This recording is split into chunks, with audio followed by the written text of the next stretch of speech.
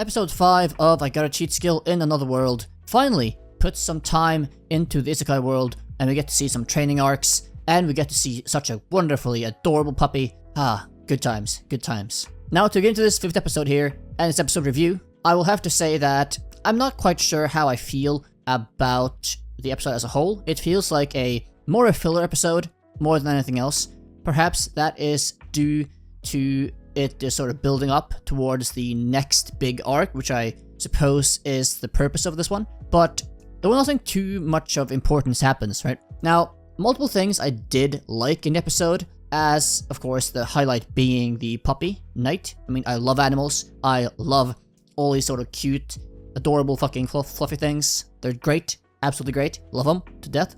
So with that, I'm very happy on that point. We get to see this puppy, we get to see him tame it, and we get to see him groom it and all these things, and just adopt it. So happy to see that, and I'm happy we are going to get a lot of more fluffy pet dog content in the rest of the season, I imagine. If they dare do anything bad to that dog, I swear to God, I will burn it all down. Don't test me, anime. Don't test me. The meta commentary in this episode was not too bad. I have mentioned before that I was quite unhappy with how insane the swooning was, in terms of like everyone just gushing over Yuya and how amazing he is, all the girls just dripping at the mere sight of his presence. But in this episode, I felt it was more entertaining with the meta commentary, specifically the portion where Yuya walks his dog and meets Miyu and Kairi, and all the bystanders are like, oh my god, the dog is so beautiful, he's so beautiful, oh wow, another beautiful girl appears, and another beautiful girl appears, a model,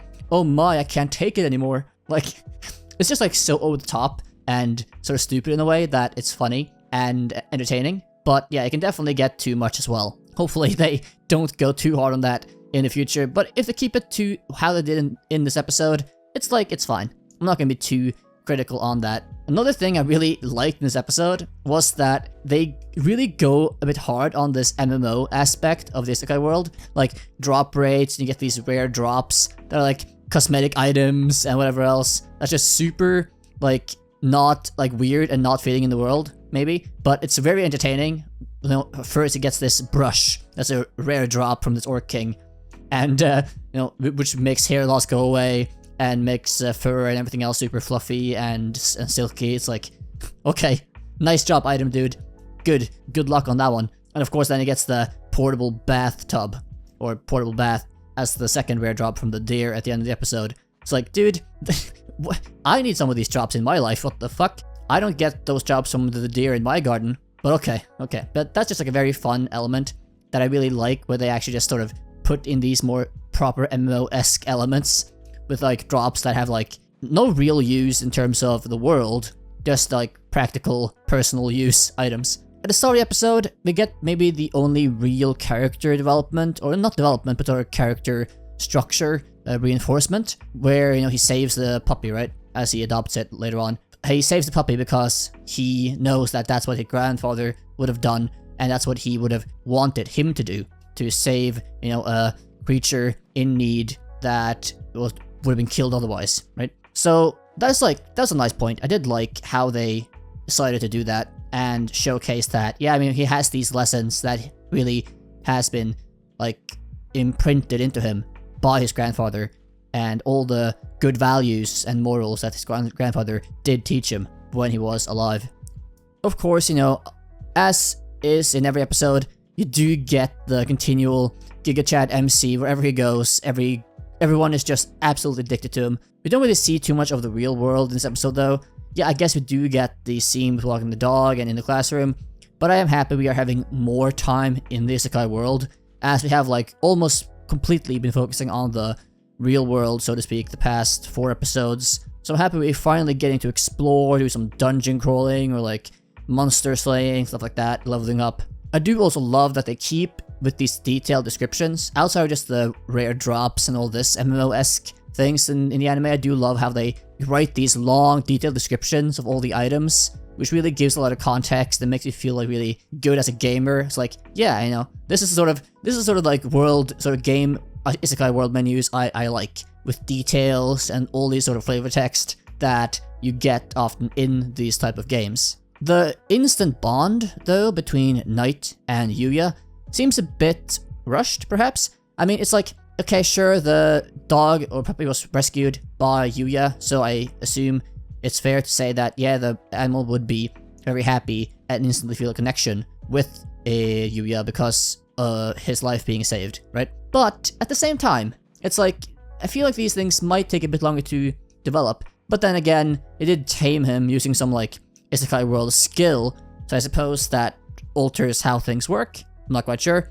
And of course, this dog is like also like a mythical monster-esque level 500 mega OP thing that understands human language, and they have like a actual communication, so they can understand each other on a deep level, I suppose. So that probably explains somewhat the instantly close bond. So fine, I suppose. I did chuckle a bit as well when they showcased the new skill you got at the end of the episode, being mental fortitude. Skill acquired, mental fortitude. Yeah, skill get, easy. There wasn't, as I said, much plot development though in this episode.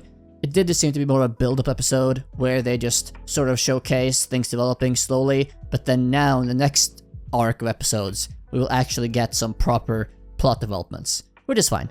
I mean, the only real plot development in this episode, as I said, was the sort of slaying of monsters and leveling up, and getting the dog. I guess we also have the love triangle, Kairi finding out about Miyu, and like all these whatever love triangle things that happen. Kaeta as well was super happy that she got to shop with Yuya for dog things, as no one else had the time, and casually saying to herself, is this a date? Yeah, score. Easy win. Anyway though, I mean, as an episode, as an isolated episode, was probably among the weaker ones, but it was just very simple entertainment, and hopefully it will build up to something more as we move on. I do know I am 2 episodes behind, so I'll catch up on that today and make 2 more reviews today. But yeah, I'll see where it goes. I am still intrigued about this anime, and even though the strongest point of the anime hasn't been covered in this episode much, being sort of the mental issues he has and like the lack of self-confidence, stuff like that, even though it wasn't mentioned too much in this episode, I think it is still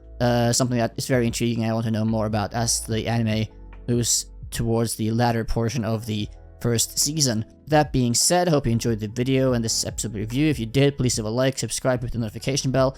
If you have any thoughts on the video, on the episode, or anything else, feel free to comment below. I do read and respond to every single comment and deeply appreciate any support you choose to give me. That being said, I will see you all in the next anime episode review. Goodbye. みゆさん、友達の香りと家族のナイトです。どうも、はじめまして。香りさんにナイトくんかな。みゆです。よろしく。おい、美男美女にさらに美女が追加されたぞ。